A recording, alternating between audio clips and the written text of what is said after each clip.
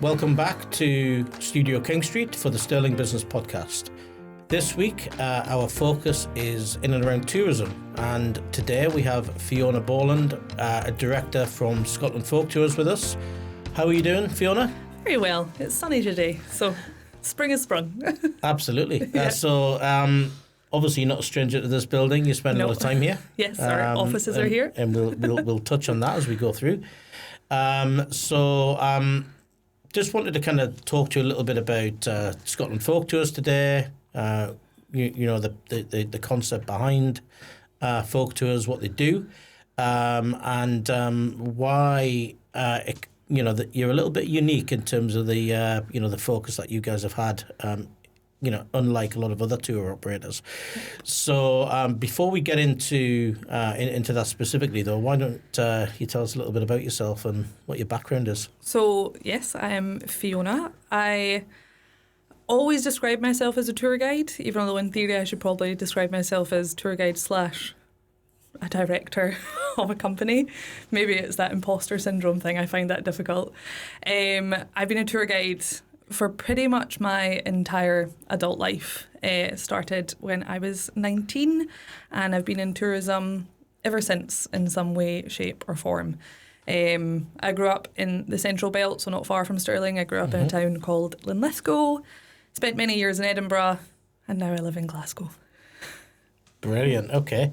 So always been in that kind of Central Belt then? You've never really kind of, even though you spend a hell of a lot of time up north? Yes, I spent a lot of time across Scotland. I spent years out of Scotland. The company that I used to work for was a big walking tour, international walking tour company, which operated in 18 different cities. So I spent a lot of time in France and the Netherlands and London. Okay. And then came back to Scotland. Doing tours in those other locations? So I was a tour guide. Initially, I started guiding actually in Paris. I always say it was a great sort of crossroads of my life. I was at university up in Aberdeen. What did you study? I studied law. Okay. Incomplete.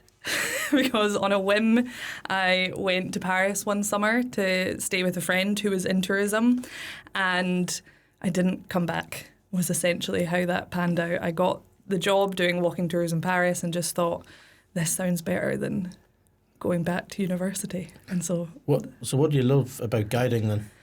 I love that you get to be outside, which was easier obviously in some of the cities that I worked in than in Scotland. And I love the people that you meet. No 2 days is the same, you get different faces from different parts of the world, and you learn a lot about people and culture in this industry, and how everybody's just so different, and it makes every tour different, despite the fact that very often I say the exact same thing.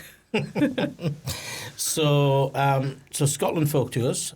How on earth did you meet Nori? I've always wanted to ask that question and never have. How did I meet Nori? Strangely enough, Nori and I met through our other director. Just for the audience, by the way, Nori is a fellow director. Yes. Who was probably the first director I met from Scotland Folk Tours. Absolutely, just for the audience. So despite Nori and I being in the same industry for a number of years, the two of us never crossed paths until one of our other directors, Tim Grimm, who is from the US, introduced us, because he used to come across once a year since 2014. He would bring guests to Scotland, and independent of each other, Tim had met both Nori and myself, and then he started to join the dots of being like, let's do a walking tour first and then let's get them on the bus.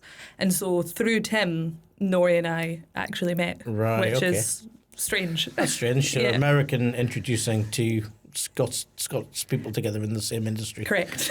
Yeah. So that's actually a good segue about the business of Scotland Folk Tours. So the structure. So how is the business structured? So there are 4 of us directors at Scotland Folk Tours. Tim Grimm was the founder of Scotland Folk Tours. He is a singer-songwriter out of Indiana, in Indianapolis. And he started bringing folk fans to Scotland. He found Nori, who historically is a bus tour operator, so he has a fleet of buses, and he had a little business called Heartland Travel, a beautiful little business, and Tim started using Nori's buses, and then when his groups came to Edinburgh, he used me as the guide. Right. And the three of us really thought that we were onto something until we realised that two tour guides and a musician don't actually create a perfectly formed business. And there has to be a human being that does all the logistics and admin and organisation, and that's when we met. And that's no mean feat. That's no mean feat, exactly. No. And that is when we met Alexis. And Alexis is our administrative director, and we all joke that we now all work for Alexis. It feels like I work for her as well. Yes, exactly. With my other hat on. Yeah, she's incredibly, her brain works in a different way than R3's does. She can reply to emails in a blink of an eye, and she just gets the job done. So there's the four of us. How did the connection with Alexis come about? Nori knew her. Okay. So Heartland Travel did tours for Stirling University. Well, they provided the bus tours for the university. And Alexis at the time was doing things, education work for Stirling University. And so the two of them knew each other in a different role. And then when we realised that we were really lacking any form of administration, Nori knew that she was the one for the job. And she is definitely the one for the job. She is the one for the job. She's so well organised. Yes. Okay, so who are Scotland Folk Tours, and so what has it become as a business? So we are a tour operator. We run scheduled tours from April through October. We have 4 different itineraries, soon to be 5, and as well as sort of showing people Scotland, we like to think that the thing that sets us apart, or the thing that makes us unique, is this whole aspect behind music. So whenever I say Scotland Folk Tours, whenever I pitch the idea, I like to think of that word folk as having sort of a triple meaning. It's folk, the people that you travel with, the people that you'll meet along the way, folk, the stories, and the stories that you'll make and the stories that you'll hear, and then the music.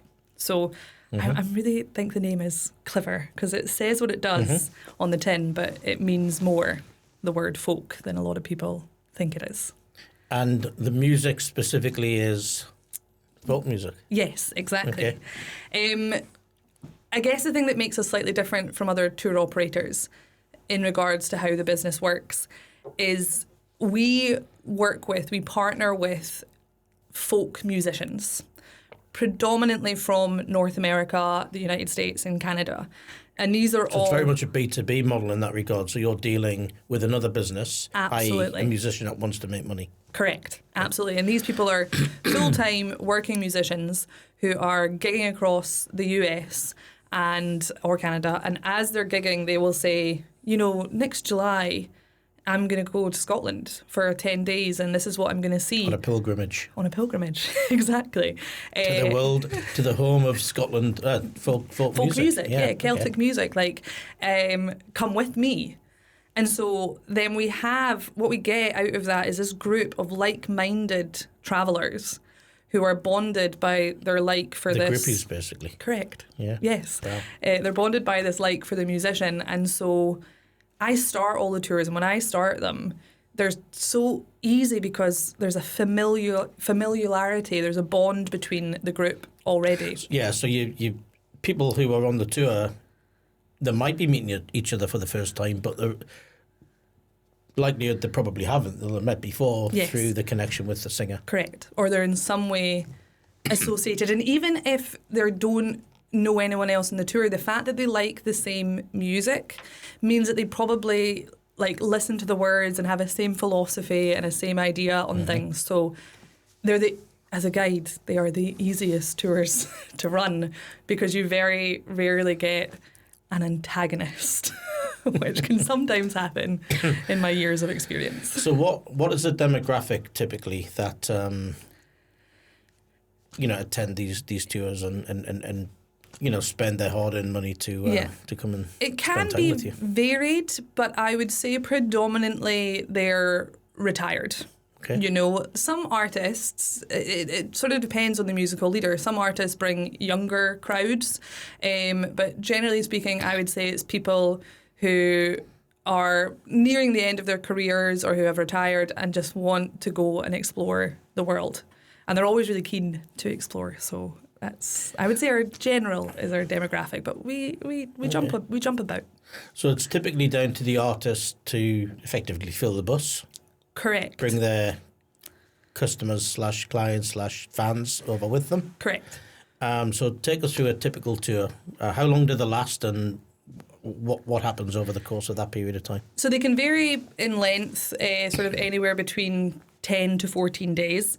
I guess our main... From the US predominantly? Or all from the US? Canada, US, Australia. Oh, right. We find more in the last year, or certainly last season, and looking into this season, we get a lot more independent bookings than we used to. So there is obviously people out there that are looking for music-focused tours. And by internet search, they find us. As I say, it still generally is the musical leader, but we find now we're getting a lot more independent bookings. But yeah, predominantly North America. I'll talk you through sort of our founding itinerary, I guess, the one that we started with, which is an itinerary called Beyond the Tartan. All of our tours start with that word beyond. So we have Beyond the Tartan, Beyond the Standing Stones, Beyond the Borders, soon to come Beyond the Barley, which is why we all went to Islay and turned into whiskey for a week. But we started with the Tartan tour, and the idea of that word beyond is that we're not just showing you the sights. We're going to take you beyond the idea and the perception that you have of Scotland. So, you know, we'll start in Edinburgh, we'll go up to the Highlands, we'll go to Skye, we'll tick a lot of the boxes that you see a lot of tour operators ticking. But I would say our difference is that we don't just drop people off and leave them, or we don't drop them off in the evening and say, you know, enjoy your dinner, goodbye. We believe in the power of this music that happens on our tours, and we organise on every tour sort of 6 private concerts, and we bring in local Scottish musicians local to that area, and they perform concerts. But they're typically well-known artists in Scotland. Yeah, incredibly so. You know, we've had a lot of our younger artists are coming out of like the Conservatoire. We have people who've won like the Trad Musician of the Year. We have people that perform in Celtic Connections. You know, Paul McKenna, Beth Malcolm, Iona Fife. More local to Stirling, we have Susie Malcolm, Beth's parents actually, Susie Malcolm, and I've seen Beth at the on the last night of one of the tours. Yes, they're wonderful, really and good. so we bring in these musicians and they perform the concerts, they play their tunes, and they tell them the stories behind the music, and it's quite special. It's something, and I really think it sets a tone and sort of sets us apart from what a lot of other operators do. So the storytelling behind the music that they're about to perform. Yep. The audience are going to love the music anyway. Yep. I think at the event I went to, the artist who brought the tour over also had a couple of songs within the mix as well. And I can see how that kind of bonds people and how that kind of brings that little bit of differentiation to to the audience. It really is actually, it's really incredible, and some of the locations that we use for these concerts, you know, on one of our tours we end up in Orkney and we use like an old whaling shed. You know, and it's spaces. In the early years, we used to go up to the Two Hills and we used to do concerts in Norrie's Barn. The midges got too much, so we had to stop. But you know, it's this old barn in the Two Hills just outside of Stirling, and there's these local musicians doing sort of historic tunes about what used to happen in that area, and people just love it. Yeah, it's really magical. Very authentic, fantastic. So typically, pick the group up in Edinburgh, off you go. Yeah. You'll typically go north and you'll do a kind of route depending on the tour that you go with. And then you always end up in Stirling on the last night. That is right. Okay. at the King Street Depot Hotel. That is right. So that's how kind of we met. We met through the Visit Scotland Connect event several years ago. Yes. Met with Norrie. Yes. Right at the end of the second day, which was quite fortunate. Realised that we were both Stirling based. As businesses, and the rest is history, really. That's it. So we end up in Stirling on the last night. So what happens on the last night typically?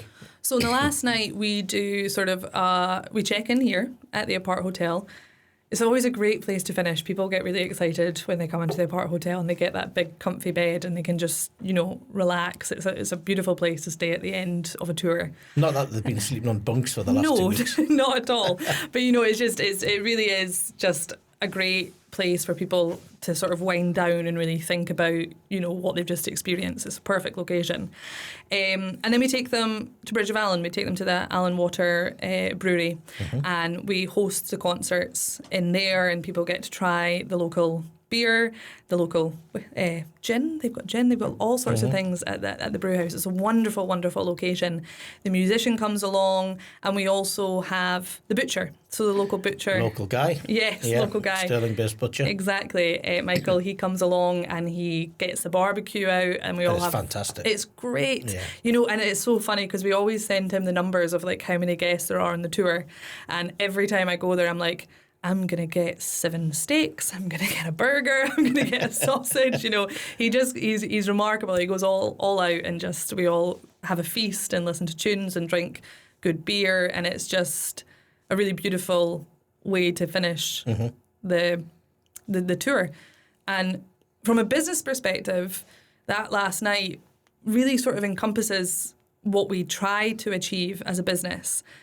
We've got 3 local businesses or local artists being benefited on that final evening. We get the butcher, we have the brew house, and we have the musician.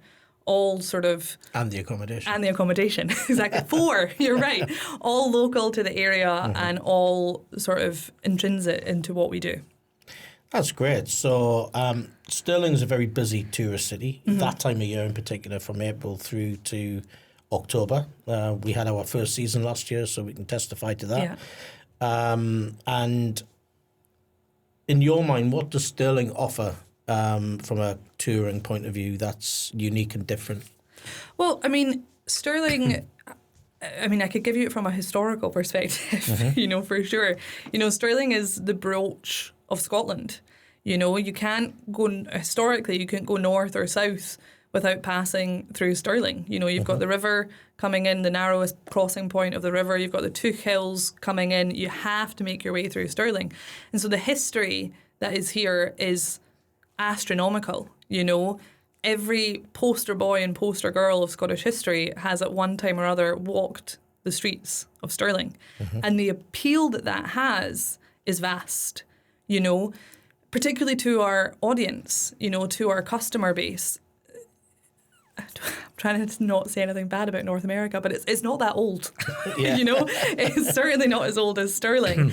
And, for them to go to a place that has that history but still has a beating heart and culture and is still a thriving wee town today, it's incredible to see what Stirling has been and what it is throughout the centuries. It's interesting you say that, because on a few of the tours last year, we have had a few repeat visitors that have come on their own accord to specifically spend more time in Stirling. Yes. Yeah. So once we started expanding our itineraries, we started doing a tour called Beyond the Borders. And Beyond the Borders starts in Stirling. And the reasoning of doing a tour that started in Stirling is because we did get feedback from folks that when the tour finished in Stirling, if they were leaving the next day, they didn't have enough time. And they wanted to see more of Stirling. And so the notion of that other itinerary starting and also ending in Stirling gave them the opportunity to have more time in Stirling, because it was constantly on our feedback notes. We didn't get enough time at the end to see Stirling, and they wanted to see it. They just love the hotel. Yeah, exactly. Exactly. No, it's a good point, because I think one of the biggest challenges that we typically find with Stirling, and certainly as hospitality providers, whether you're in the accommodation sector or the food and drink sector, is you get a lot of people come into Stirling, either coming from north to south, so from Skye or Oban on a road trip, lots of Americans, lots of different demographics on the road, down to Edinburgh. Yep. And they'll stop off here for the night because they want to have a quick look at the castle. Yep. But nobody dwells enough time in Stirling and sees what Stirling really has to offer. Yeah. And there's so much, not just in Stirling, but in the wider Forth Valley area. Absolutely. It's interesting. In my previous life, when I worked for the big walking tour company, I was their business development manager. And we used to always talk about cities, and we used to refer to them as their night stays. So that's a 3-night city, that's a 2-night city. And, the 3-night cities would always perform better than the 2-night or the 1-night cities because people would linger, they would spend more money, they would go on more tours, there was greater opportunity for us to sell them things. And I think with Stirling, what a lot of people don't appreciate is, particularly if you're travelling independently or as a small group, Stirling's a great base. Every train that leaves Glasgow and leaves Edinburgh to go north, their first stop Stirling, and you're almost skipping a step by basing yourself in Stirling because both of those trains leaving from the east to the west meet in the middle in Stirling and then they go wherever it is that they're going. So it's a great base because the two biggest cities immediately pass through Stirling. And to base yourself in Stirling, you can access all of the things that are in the Forth Valley area, all of the things that are in the Central Belt. You're one stop closer to anything in the north. And you've also got a really lovely, quaint place to stay. Yeah. And it's not a big city either, so you can get around, the historical attractions, of the castle, the National World Monument. But then there's a whole raft of other things that you wouldn't even have thought were here. There's so much kind of history with, the Battle of Stirling Bridge and everything else as well. And it's so accessible, right? Whether you're on the train, we've got a really, nice train station right in the city centre, bus station right next door. If you're travelling by road, you're right on the motorway network. So there's kind of no excuse to come through here and spend time. Absolutely. Instead of just bypassing the castle up on the hill as you're going up the M9. That's it. It's a brilliant base. It really is a brilliant base. And I think... I think about this sort of as a bigger picture. We talk about it all the time, like how do we make more people come to Scotland? Is Scotland good enough at marketing itself? Why do lots of people in North America want to go to Ireland instead of coming to Scotland? We should be better at marketing. And it's maybe a similar thing within the Central Belt. Yeah. Whenever anybody comes to Scotland, I always think their first thought is let's go to Edinburgh, and... I love Edinburgh. I've been a walking tour. So do I, but Stirling Castle is nicer than Edinburgh Castle, let's be honest. If anyone from Stirling or Edinburgh Castle watches this, I can't state my Well, it's all part of Hess anyway, so... Yes, as I said, all the poster boys and all the poster girls were in Stirling Castle at one point or the other. And the same really can't be said for pretty much anywhere else in the country. Well, since I came to Stirling, kind of one thing I learned was that Stirling is the only city where a monarch was crowned outside of Westminster Abbey. Yeah, exactly. Just up the hill. Just up the hill at the Holyrood. Yeah, absolutely. Holyrood. I never know if I should get Hollywood. that pause in between. Yeah, exactly. It's a fascinating history, and I do just think that the only sort of real difference between itself and the other bigger cities in the Central Belt is that fewer people think to stay here for a longer trip. And I think that's the mindset that is a challenge for Stirling. And when it overcomes that, it's purely, it almost feels to me like it's a marketing thing. There's nothing that needs done to Stirling to enable that. Specifically. Exactly. So I think Scotland's getting a lot better at that. Visit Scotland have a big impact there. But I think at a kind of local, regional level, it really comes down to destination marketing. Correct. Somebody needs to do that. Because there's nothing that is... There's nothing that it's lacking in terms of making that possible. It's just simply that people don't know that it's one of the better options that they can pick. Good. And just kind of on that theme around Stirling, the Trossachs, the kind of surrounding areas, film and media seems to be having quite a big impact on bringing more people here. Absolutely. Obviously, people are still coming to see the history, the castle and things like that, but... what are Scotland Folk Tours doing, if anything, in and around that kind of film media kind of connection in terms of the touring that you're doing in these parts? Yeah, it's hard to underestimate the impact of like television, more specifically something like Outlander. We're doing an Outlander tour this year, which has actually one of the stars of Outlander, Maria Doyle Kennedy, who plays a role in Outlander. She's from Ireland and she is a musician.